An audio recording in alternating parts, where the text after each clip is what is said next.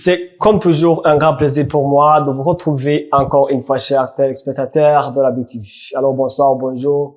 Dépendamment de la localité actuelle de chacun d'entre vous, bienvenue dans cette édition du journal vespéral parlé en langue française dont j'ai l'honneur de vous présenter.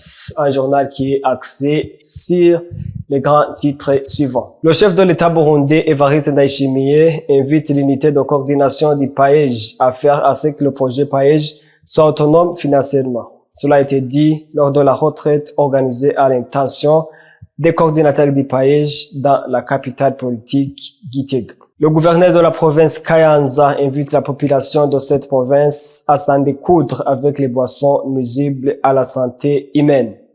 Les détails et d'autres informations dans un instant.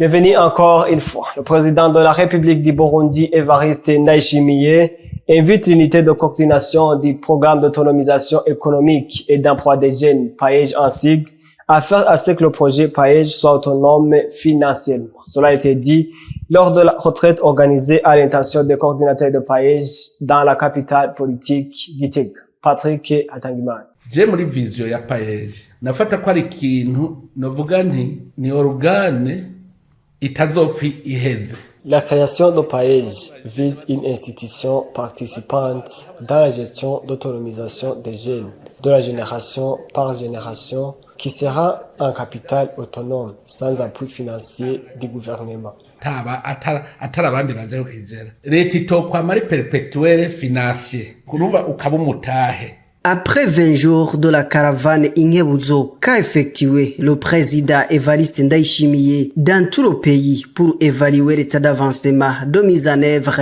des projets financés par le PAEJ, ce mercredi le 7 août 2024 dans la capitale politique de Gitega, le chef d'État burundais Evariste Ndayishimiye a dirigé une retraite à l'attention de l'unité de coordination du projet d'autonomisation économique et d'emploi des jeunes, PAEJ en sigle, et du comité élargi du suivi de la mise en œuvre des projets financés par le PAEJ. Cette réunion est organisée pour faire une évaluation analytique de ce que vous avez constaté sur l'avancement du projet. Même si le projet est en cours, évaluons l'étape déjà franchie, quels sont les facteurs de réussite si on a réussi ou quels sont les facteurs de l'échec si on a échoué, pour faire des échanges en vue de mener une amélioration.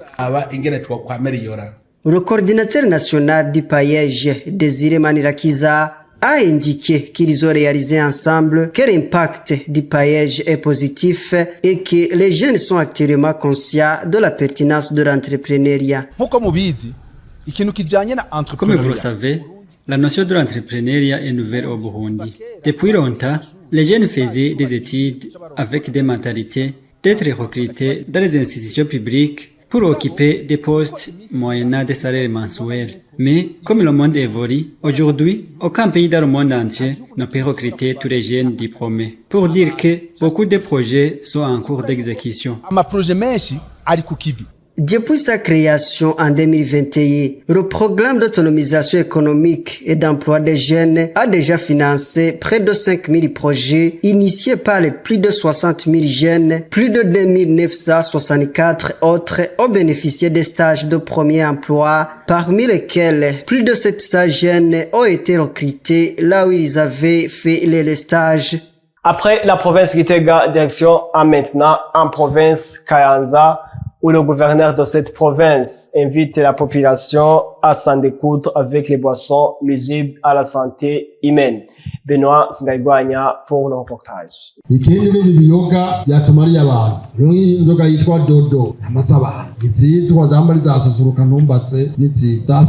Parmi les boissons nuisibles à la santé humaine, il y a notamment Dodo Wine, Susuruka Wine, Sapporo Wine, ainsi de suite qui sont suspendus. Il faut arrêter les agents de sécurité, les administratifs à la base pour mettre en application les mesures d'arriver sur le marché ces boissons. Ce sont les propos du gouverneur de la province de Kayanza, le colonel Hemichi Shahayo, qui invite les administratifs et les agents de sécurité intérieure de suspendre sur le marché des boissons nuisibles à la santé humaine, lesquelles boissons fait partie de Dowine. Il fait savoir en outre que la santé de cette personne aurait été emportée par ces boissons dans cette province. Ces boissons sont mauvaises pour la santé humaine. Laissez, Sati. On ne sait pas comment on les prépare. Ces personnes sont déjà mortes. Ils ne font pas boire n'importe quoi. Nous sommes des humains qui réfléchissent. Le chef coroner, vous êtes prié de suspendre ces boissons. Il y a de la bière, du Fanta. Consommez ça. Sinon, ces prohibés vont tuer vos familles. hagarika ivyo bintu by'ibihabadamu nibanwa kayeri n'agafana ivyo bibuze ni mwimore k'agasongo twahora tugana mu bitoke n'agaheke mu masaka mutera ibitoke vyinshi mpaka ivyo bintu mutazi ibintu bashiramwo mubihagarike bizobica mwice n'umuryango. Cela est ainsi au moment où certaines boissons prohibées qui sont suspendues par le Bureau burundais de normalisation et de contrôle de qualité BBN continuent à se faire vendre sur le marché. Un bon leader est celui qui est proche des personnes qu'il dirige. Achille Nizigiye, enseignant en leadership et écrivain, nous devoir d'autres qualités qu'un leader puisse avoir. Suivez Achille Nizigiye. Un bon leader, c'est quelqu'un qui est motivé par une vision. Dans tout ce qu'il fait, il garde toujours la vision comme l'objectif ultime. Mais comme la vision est lointaine, il y a toujours des objectifs opérationnels pour 3 mois, 6 mois, 1 année. Donc, il s'assure que dans tout ce que l'on fait, dans toutes les relations que l'on bâtit entre les personnes qu'il dirige, que la réalisation des objectifs reste la priorité. Il ne veut pas juste faire des choses pour le plaisir de les faire ou pour être perçu comme une grande personne. Ce qui compte le plus, c'est la réalisation des objectifs. Deuxièmement, un bon leader, c'est quelqu'un qui est humble, c'est quelqu'un qui est proche des personnes qu'il dirige, c'est quelqu'un qui essaie de développer un esprit d'équipe parmi les personnes qu'il dirige. Et pour y arriver, il doit être humble, il doit être proche des gens, il doit éviter d'être arrogant ou de mépriser ceux qui sont moins puissants que lui en termes d'autorité. Et enfin, un bon leader, c'est quelqu'un qui a un cœur compatissant, qui s'intéresse au bien-être des gens, qui investit dans le développement des personnes qu'il dirige. C'est quelqu'un qui est vraiment humain, qui se montre humain auprès des personnes là qu'il dirige. L'avant-dernière actualité de notre journal, dans le but d'avoir une ville propre, le commerce des cahiers et autres matériels scolaires qui se faisait au centre-ville de la mairie de Bujumbura est désormais interdit par le maire de la ville, Jimmy Hatungimana. Brenda Deborah. Ce mercredi le 7 août, le maire de la ville de Bujumbura, Jimmy Hatungimana, a animé une conférence de presse pour annoncer la mesure interdisant le commerce de matériel scolaire qui se faisait dans le centre-ville, pour cause que les vendeurs ne font pas le ménage après la vente. Nous avons pris une décision de vouloir que les marchands de cahiers quittent l'endroit où ils vendaient, essentiellement pour 2 raisons. La première raison, c'est que nous sommes dans la période où les hautes autorités du pays nous ont obligés de faire la propriété jusqu'à 0 déchet. Et nous sommes dans cette phase-là. Alors, avec cette phase, on ne peut pas accepter que les gens puissent s'entasser quelque part et vendre, et alors que quand ils vont quitter l'endroit où ils sont en train de vendre, ils vont laisser les déchets, etc. Et à qui va se charger de dégager ces déchets. Alors, nous avons pris la résolution, n'est-ce pas, de demander aux marchands d'aller occuper place dans les marchés de la capitale. Il a encore promis qu'ils sont en train de chercher l'endroit où ces commerçants feront leur commerce. Nous sommes en train de négocier avec celui qui détient le parking de Palais des Arts, et nous sommes en négociation. Hier, on a entrepris la négociation, et aujourd'hui, on doit finir.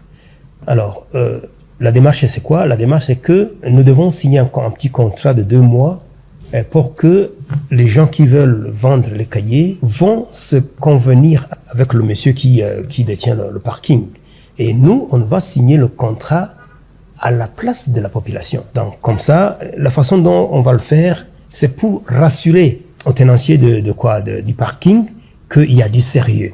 Parce que l'administration se met dedans. Alors, le monsieur, il va faire quoi? Il va essayer de dénombrer les places où il va caser ses marchands et alors il va les monnayer. Vous saurez que cette décision vient d'être prise alors que la rentrée scolaire approche à grands pas. C'est encore une fois Brenda Deborah qui va nous parler de l'actualité internationale.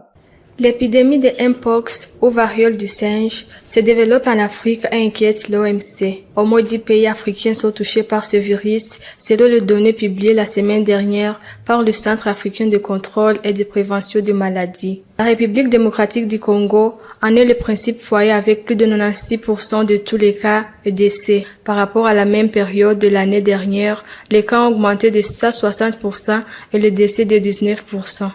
Une nouvelle version du virus qui peut tuer jusqu'à 10% des personnes est apparue en RDC, alors que la semaine dernière, pour la première fois, le Rwanda et le Burundi ont été pour la première touchés par la maladie. En 2022 déjà, l'OMC a déclaré la variole du singe urgence mondiale après qu'elle s'était propagée dans plus de 70 pays affectant principalement les hommes homosexuels et bisexuels. Les pays occidentaux ont indiqué cette maladie grâce à des vaccins et aux traitements.